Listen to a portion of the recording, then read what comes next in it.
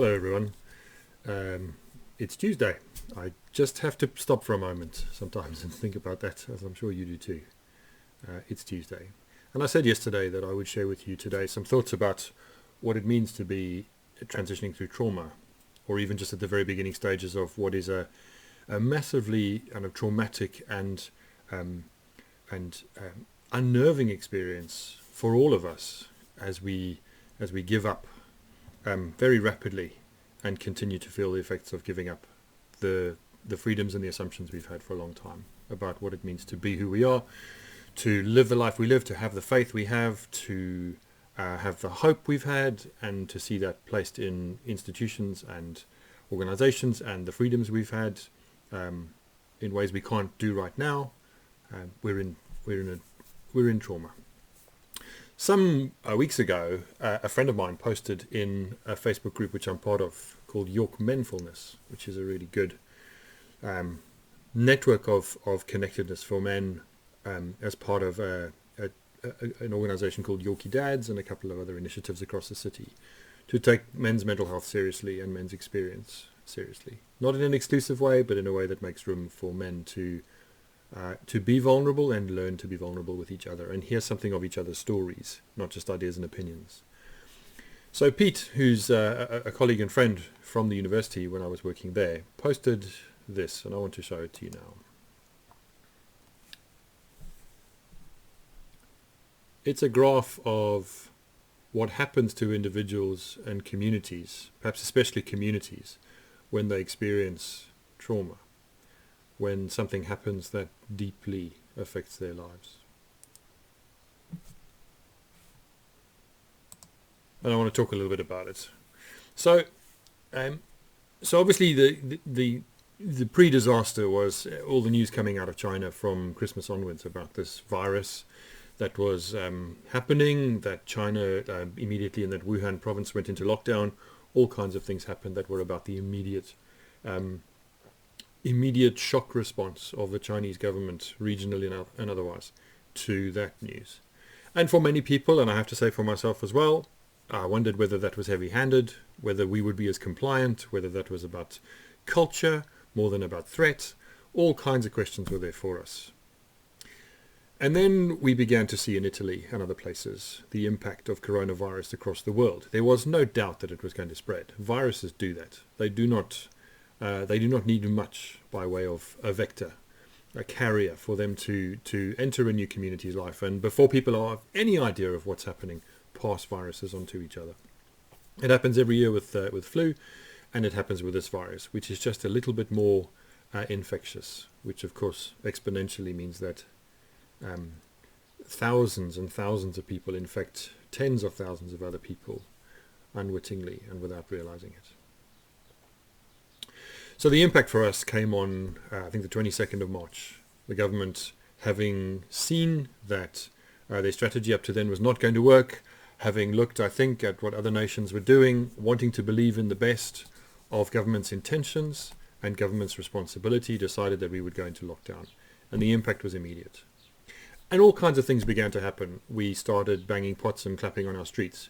We started being in touch with our neighbors and friends and family more on the telephone. We moved into an enormously cohesive, I think, experience of what it means to be ourselves, whether that's local community, whether that's family, whether that's being British, whatever that means, English, I don't know, just human.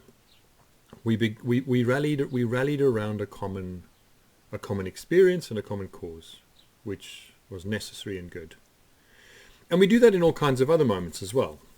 We rally around and enter into what is called in this graph a heroic phase, a phase of community cohesion, of building towards that, working towards that, queuing properly, shopping sensibly and responsibly, although in the early days, of course, that didn't happen quite so much because there was a lot of fear around pre-impact. It's been evident for a while, and not without research backing that up, and the experience of mental health charities and other organizations that work with people's sense of well-being and their lived experience, that we've been beyond the honeymoon for the majority of those of us who are experiencing this for some time now, and moving quickly into a period of of confusion, of disillusionment, of bewilderment for many.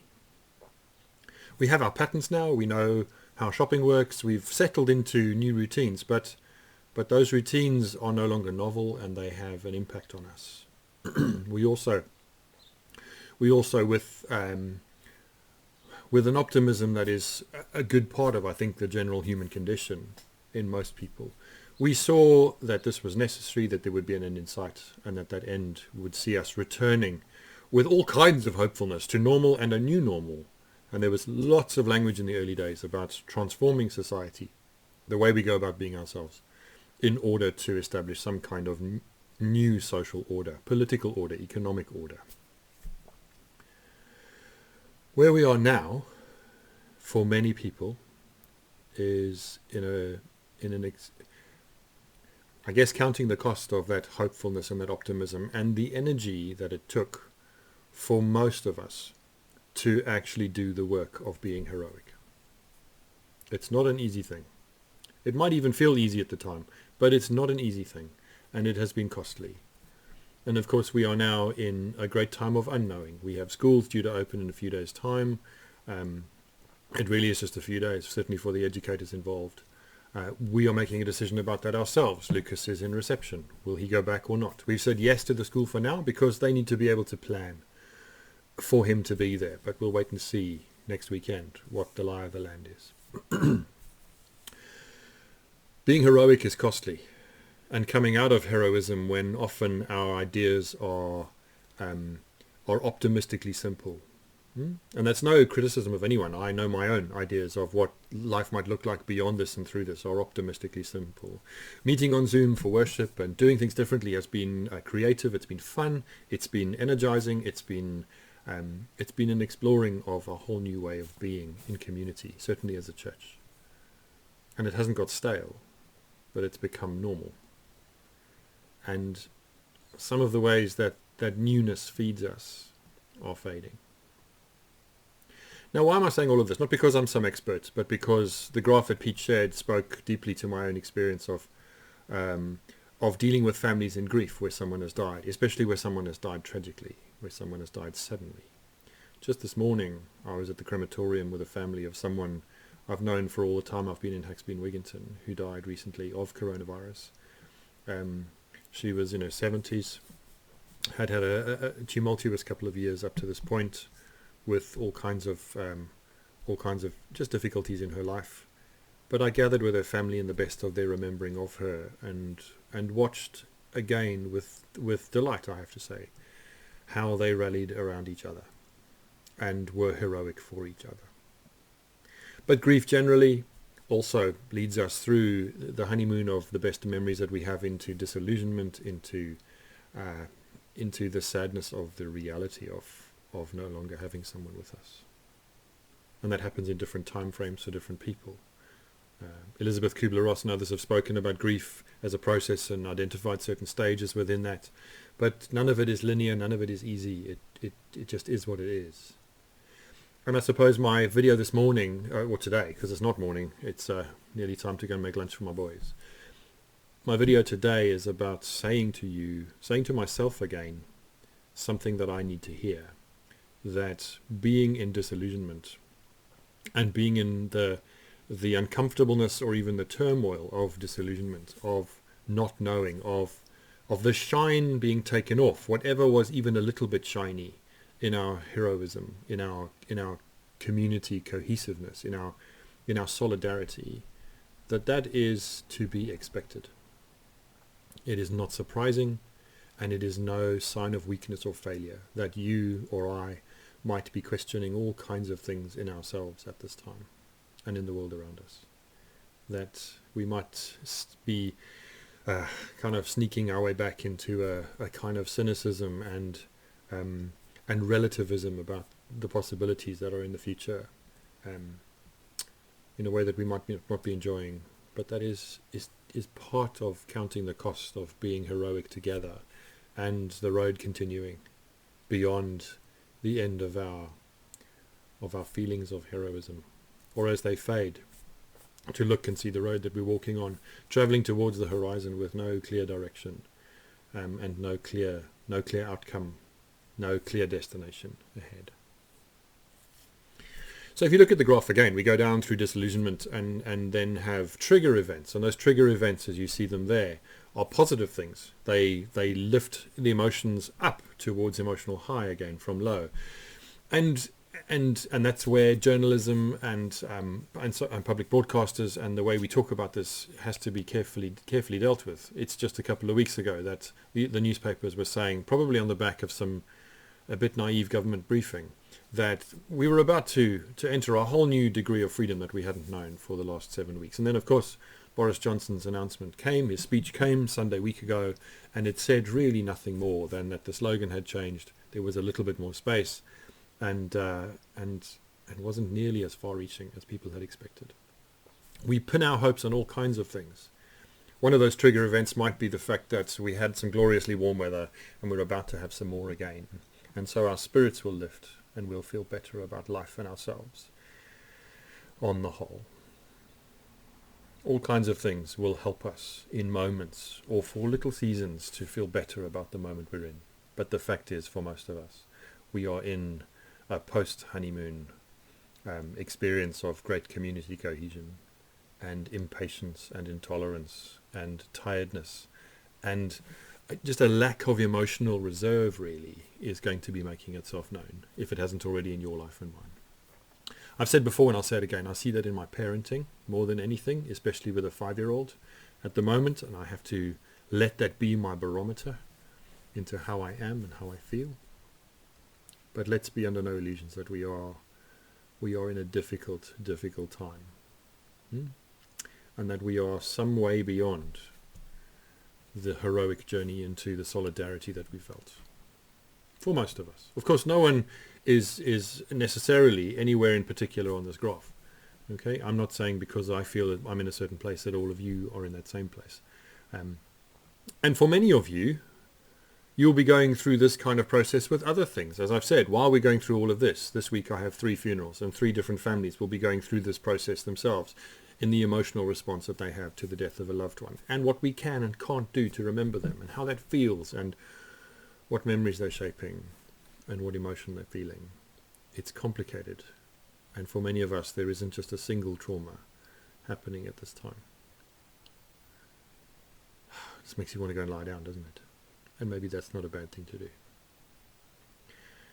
What we do see is that beyond disillusionment, the graph with its little green line that talks about anniversary reactions is a long way away, especially if that means sometime around March next year, when the world will look, well, who knows how it will look. And that's part of our disillusionment, part of our struggle.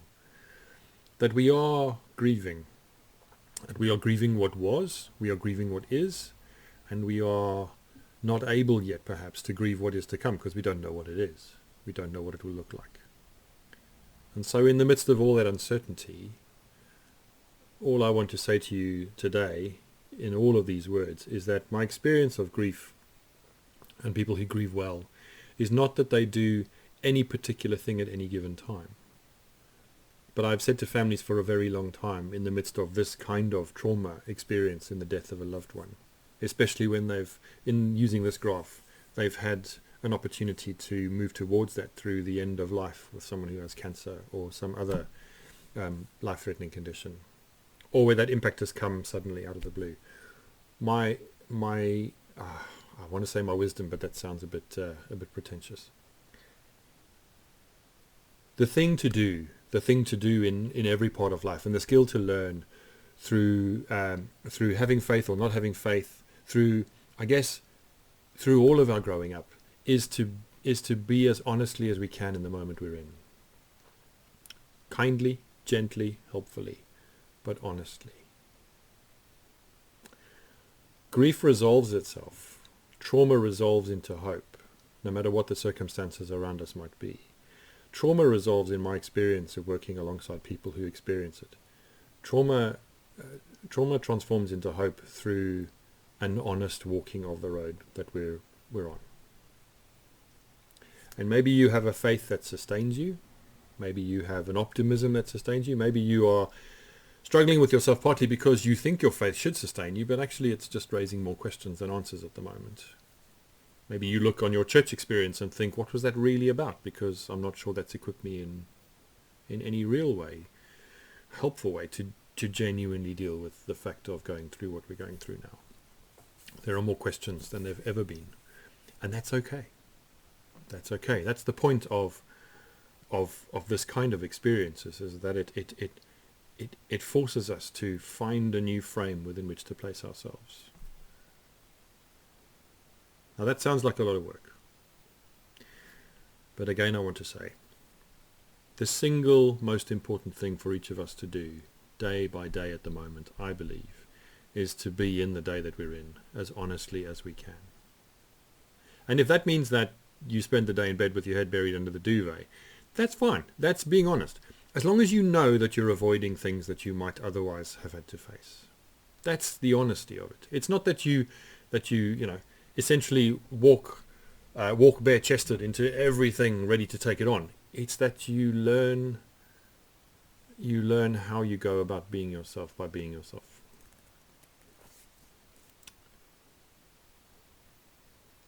I can't say that firmly enough, or with more conviction than I have already, because I'm so deeply convinced of the fact that we encounter God, ourselves, each other, love, hope, fear, heroism, disillusionment, all those things that are going on inside all of us and around us.